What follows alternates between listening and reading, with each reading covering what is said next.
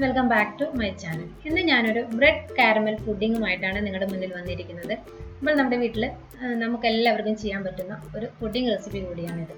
അപ്പോൾ നിങ്ങൾ ആദ്യമായിട്ടാണ് എൻ്റെ ഈ ചാനൽ കാണുന്നതെങ്കിൽ ഒന്ന് സബ്സ്ക്രൈബ് ചെയ്തേക്കണേ. ഇഷ്ടമായ ലൈക്ക് ചെയ്യാനും ഷെയർ ചെയ്യാനും കമൻറ്റ് ചെയ്യാനൊന്നും മറന്നു പോയേക്കരുത്. ഇനി നമുക്ക് ഇത് ചെയ്യാനായിട്ട് എന്തൊക്കെ വേണമെന്ന് നോക്കാം. ഒരു അര കപ്പ് പഞ്ചസാര, ഒരു 1/4 കപ്പ് കാരമലൈസ് ചെയ്യാൻ വേണ്ടി ഒരു എഗ്ഗ് വേണം. പിന്നെ ഇതുപോലെ ഒരു 7 പീസ് സൈഡൊക്കെ കട്ട് ചെയ്തിട്ടുള്ള ബ്രെഡ്. പിന്നെ നമുക്ക് വേണ്ടത് വാനില എസൻസ് ആണ്. അതിന് പകരം ഏലക്ക പൗഡർ യൂസ് ചെയ്യാം. പിന്നെ ഇതുപോലെ ഒരു 1/2 കപ്പ് പാല്. ഇതെല്ലാം കൂടി നമുക്ക് മിക്സിയുടെ ജാറിലേക്ക് ഇട്ട് കൊടുത്തതിന് ശേഷം നമുക്കൊന്ന് നന്നായിട്ടൊന്ന് അതിനെ അടിച്ചെടുക്കാം.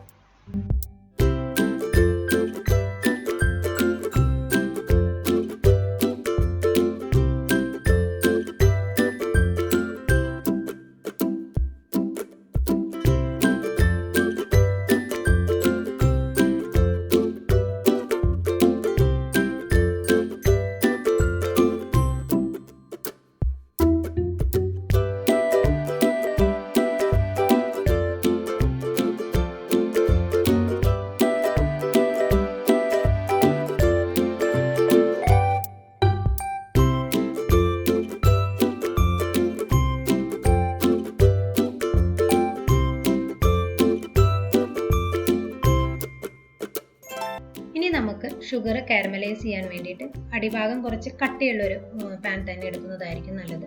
1/4 കപ്പ് പഞ്ചസാര അതിലേക്ക് ഇട്ട് കൊടുക്കാം. അതിനുശേഷം 2 ടേബിൾ സ്പൂൺ വെള്ളവും കൂടെ അതിലേക്ക് ആഡ് ചെയ്ത് നമുക്ക് ഒരു മീഡിയം ഫ്ലെയിമിൽ തന്നെ അതിനെ നമുക്ക് കാരമലൈസ് ചെയ്തെടുക്കാം.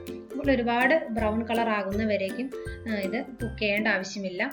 ഈ ഒരു രീതിയിൽ നമുക്ക് അതിനെ കുക്ക് ചെയ്തെടുത്താൽ മതി. ഒരുപാട് ബ്രൗൺ കളർ ആയാൽ അതിനൊരു കനപ്പ് ടേസ്റ്റ് വരാൻ സാധ്യതയുണ്ട്. ഇനി നമുക്ക് ഇതിനെ ഏത് പാത്രത്തിലാണോ നമ്മൾ പുഡിംഗ് സെറ്റ് ചെയ്യാൻ വെക്കുന്നത് ആ പാത്രത്തിലേക്ക് നമുക്കിതിനെ ഒഴിച്ചു കൊടുക്കാം. ഇപ്പോൾ ഈ ഒരു സിറപ്പിൻ്റെ ചൂട് ഒരു നോർമൽ ടെമ്പറേച്ചറിലേക്ക് ആവുന്നവരേക്ക് നമുക്ക് വെയിറ്റ് ചെയ്യാം. അല്ല എങ്കിൽ നമുക്ക് ഡയറക്റ്റ് ഇതിനെ ഫ്രിഡ്ജിൽ വെച്ച് ഒന്ന് സെറ്റ് ആവുന്ന രീതിയിലേക്ക് നമുക്കതിനെ വെയിറ്റ് ചെയ്യാം. ഇനി ഇതേ കണ്ടല്ലോ, ഇപ്പോൾ ഈ ഒരു രീതിയിൽ അത് സെറ്റ് ആയിട്ടുണ്ട്.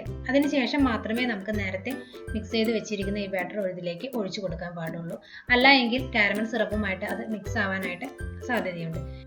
ഇനി നമുക്ക് ഇതിനെ ഒന്ന് കവർ ചെയ്യുന്ന രീതിയിൽ ഒരു ഫോയിൽ വെച്ചോ അല്ല എങ്കിൽ ഏതെങ്കിലും ഒരു പാത്രത്തിൻ്റെ മൂടി വെച്ചോ നമുക്കിതൊന്ന് കവർ ചെയ്ത് കൊടുക്കാം.